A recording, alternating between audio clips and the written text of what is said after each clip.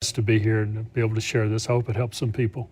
You know, I always admire people of faith who, when they do have a difficulty, whether it's something as tragic as yours or the everyday trials of life, decide that they're going to not blame God, have a good attitude, and move on.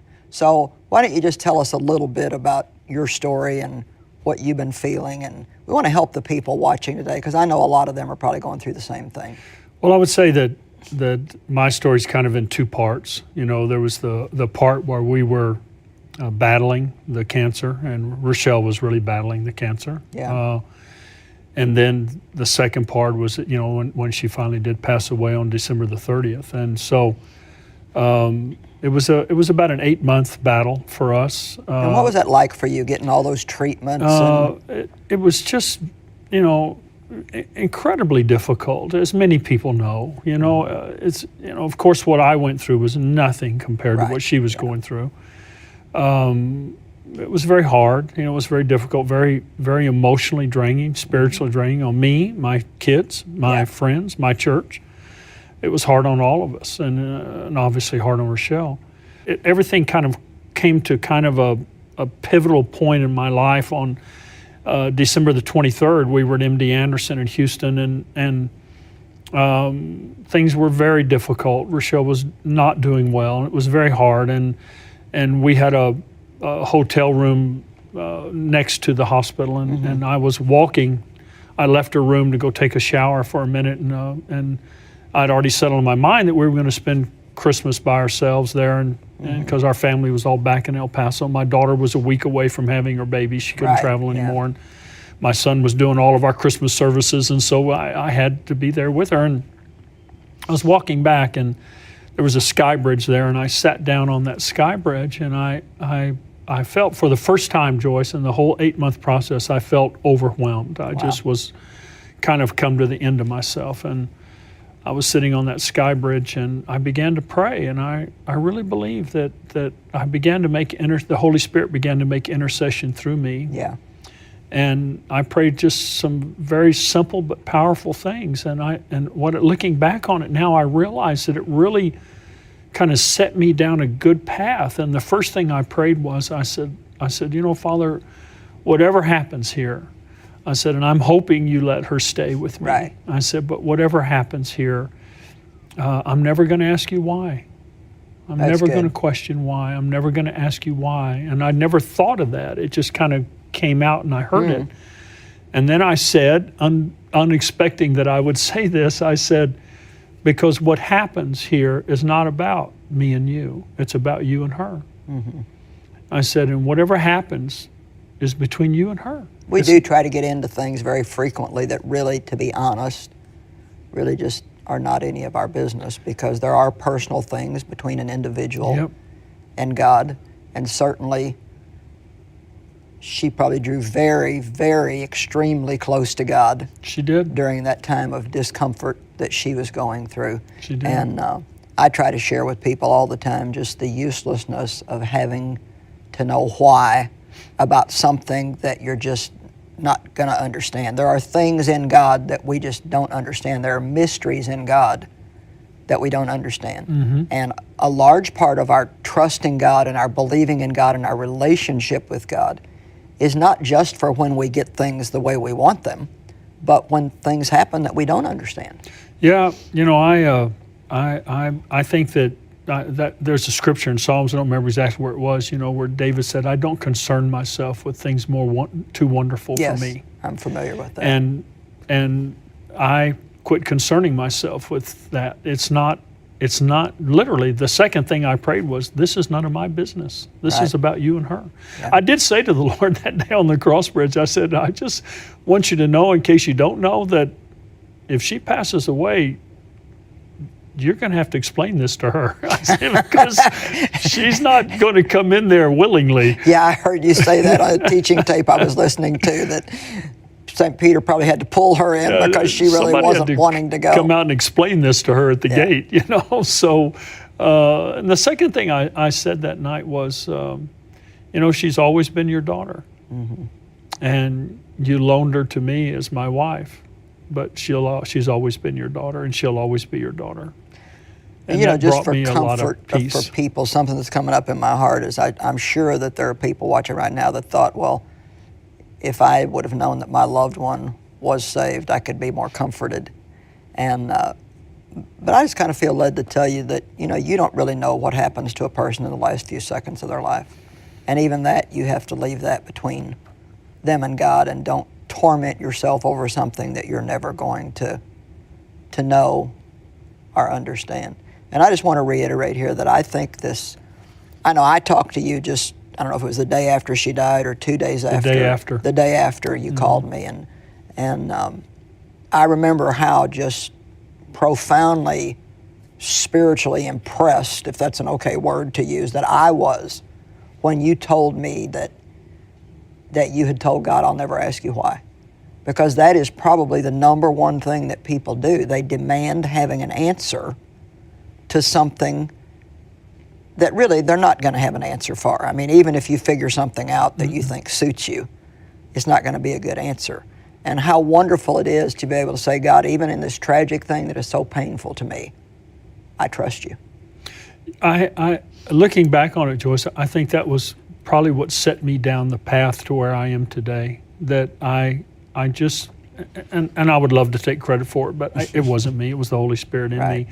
And I really believe that in making that decision, that it then opened me up to the future. I do too. Because if I had stayed there, I would still be locked back. Because I am convinced that I would still be asking God why, and He wouldn't be saying a word to me. Right. It's none of my business. Yeah. It's none of my business. And what happened there was not about me and him. It was about her and him. It is very hard to understand why someone like Rochelle, beautiful woman, being used by God, helping so many people, just really in the prime of life, would die. And then you have people that are seemingly as mean as a snake. Yep. You know, that just live on and on and on and on. But one of the things we have to keep in mind is that God is a lot more concerned about eternity than we are sometimes. Mm-hmm. And Rochelle's future for eternity was settled. And a lot of these people who don't know Christ, theirs is not. And we need to thank God that He is more long-suffering with them and continues to give them an opportunity. You know, we're going to return and continue talking with Pastor Neiman. We've got some other very beautiful, I think, comforting things to share with you. So be sure you stay with us. Well, certainly losing someone that you love can feel overwhelming. But God is our comforter, and He will help us through the pain of our losses. With me is Pastor Charles Neiman. Well, Pastor, we got a good start in the first few minutes of the program talking about how even though you had a terrible loss in your life of your wife of 45 years to that disease we all hate, cancer, that you made a very important decision early on, actually before she passed away, that you would never ask why. Now, why don't you just continue on, because I know there's a lot of people that are really hurting, and that was a very important first step. But what are some other things that has helped you to recover? I would say that immediately in the next couple of weeks after she passed away, that I basically, looking back on it now, it didn't come to me like this, but looking back on it now, there's been like 4 major things that I've done and continue to do that have really just solidified my life, my kids, my church. The first thing I knew when I was driving home that Sunday morning, I was at the first service, our first Sunday morning service when she passed away. She made me go to church that day. Made you go to church. I like that. And so I was driving home, and I had a few moments in the car by myself, and I prayed kind of a Texas prayer, and I said, Lord, please don't let me screw this up. Help me. Well, actually, that's important. I remember hearing that on your teachings, and I kind of want to just explain to the people what you meant by that. That as a believer, as a man full of faith, as a man leading other people, and even just as our witness as a Christian, what did you mean by don't let me screw this up? Well, I knew that I could not let my kids down. I couldn't let Jesus down. I couldn't let the kingdom down. I couldn't let my congregation down. I couldn't let my friends down. You didn't all of a sudden want to act like you didn't believe what you'd been teaching people all your life. No, I believe in the abundant life as much now as I ever have. Right. And that, you know, Jesus came to give me that life and came to give that life to And that He Rochelle. loves you. And Absolutely. this didn't happen because you did something wrong. No. I don't know why it happened. It just happened. It just happened. That's You know, right. Welcome to life. God knows. Yeah. And so, you know, I just said, you know, I just don't let me. I'd seen people go through this, and I've seen them collapse and lose their faith, turn away from God, blame God. Yeah. And I'm not going to do that. You know, we have a legacy, and I have this relationship with Jesus that I am not going to let anyone steal from me. And Rochelle would be furious with me if I did, and I'm not going to do it. That's good. So. The first thing I knew, number one, I knew without the Lord having to say anything to me, I already knew this, that I had to get back in the house of God as soon as possible. Because Isaiah 40 verse 31, the King James text says, they that wait upon the Lord. But in the Hebrew it says, they that gather together before the Lord shall renew their strength. That's good. I was exhausted mentally, emotionally, spiritually. My kids were worn out. My church was worn out. My friends were worn out. Right. But me personally, I was exhausted. And yet, as you know, you can't call time out. You can't say, hold it, I'm going to, you know, everything stop, go in suspension while I recoup. No, in 20 minutes, I was going to be at home with my kids, and they were there, and they were grieving, and my friends, and I was going to have to tell the church, and here it goes. It all goes in a new direction now, and I was going to have to step up, Joyce. I had no choice. I had to step up. I wasn't going to start looking for someone else. I had to step up. I could not fail. I could not fail. That's good. And I would not. That's much better than just thinking, well, now I have an excuse to just totally fall apart. When I was in my car that day, one of the things I prayed was, I decided that in that car, I said, I'm not going to go through life with a limp.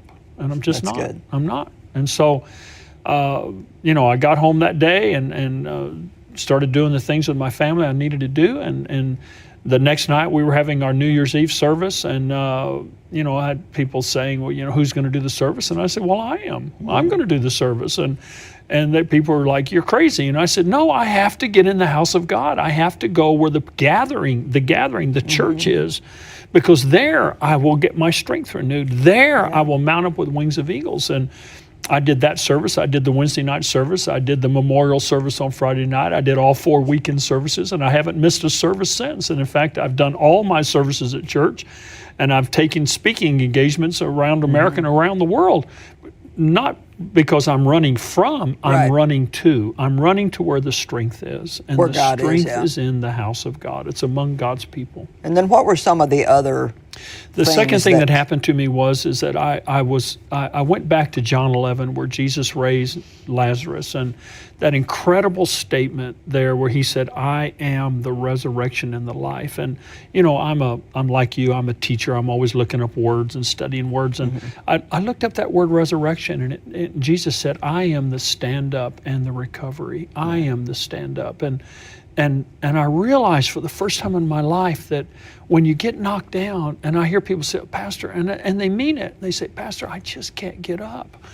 And I know that feeling. And you can't by yourself. You can't. And then I realized for the first time in my life, I don't have to get up. He's in me. And if I will let him, he will get up. And when he gets up, I'll get up with him. He'll pull me up with him.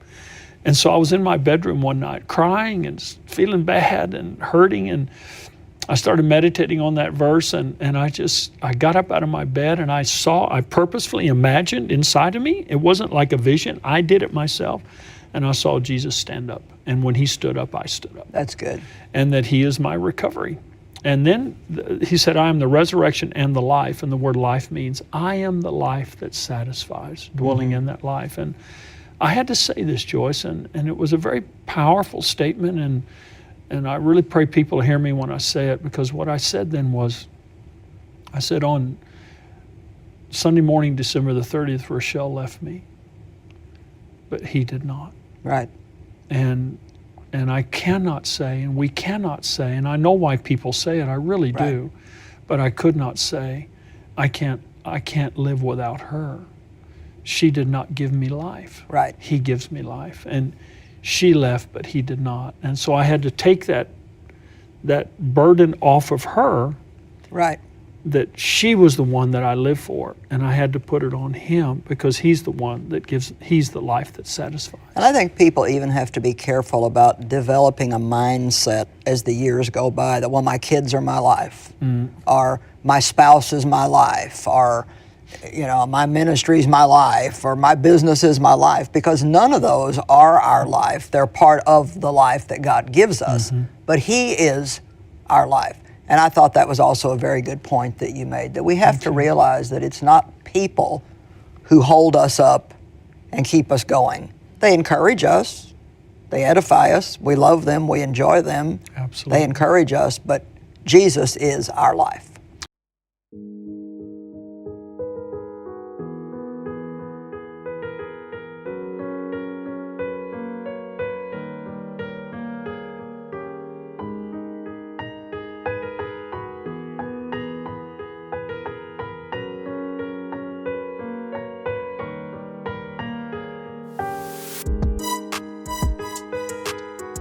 He is that life that satisfies, and by reminding myself of that in a greater way than I've ever understood it, then I was able to keep going forward. And then the next thing was, 2 Corinthians 11, it goes back to what happened to me on the Sky Bridge, but Paul makes that list of all the things that happened to him, beaten, robbed, all that amazing list. And I was looking at it one night and I thought, he never said, why me?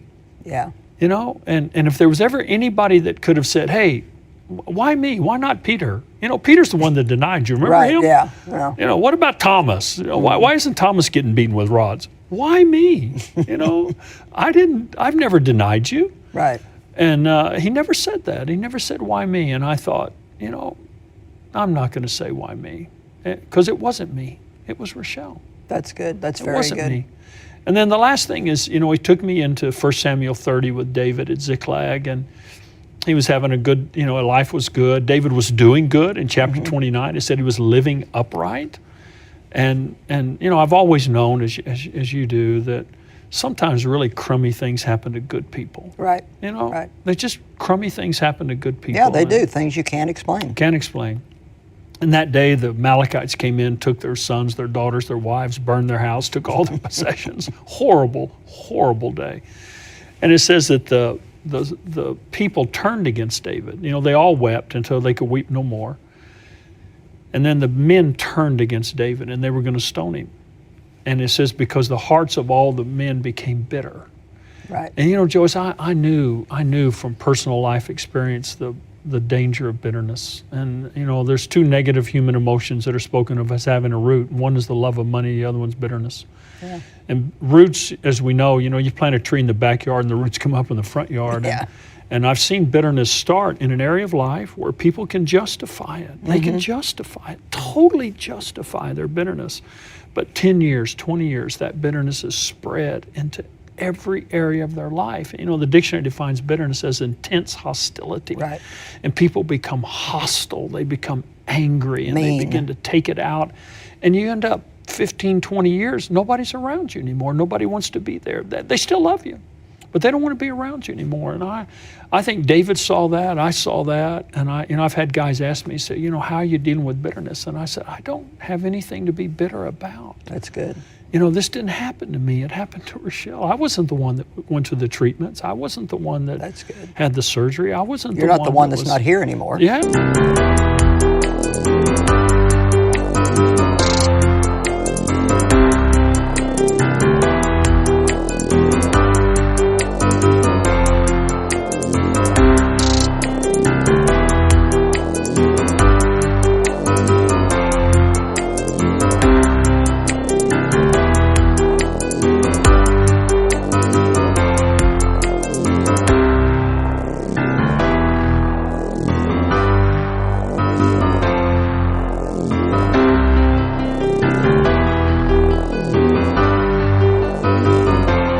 still here with my grandkids, with Yeah. my family, with my friends, with my church. I'm still here. Although I bet she's happier than we are today. I hope so.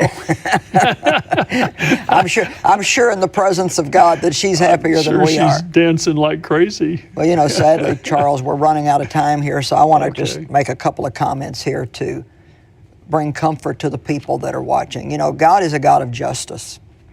And I love that aspect of God's character, that no matter what unjust thing may have happened to you or like you, if you will keep the right attitude and not get bitter, and not say why me, not get into why, God will bring justice in your life. I can promise you. It's another way of saying God will make it up to you. I was abused in my childhood, and God has so made it up to me. And I've already heard you say a couple times that some really great things have happened to you.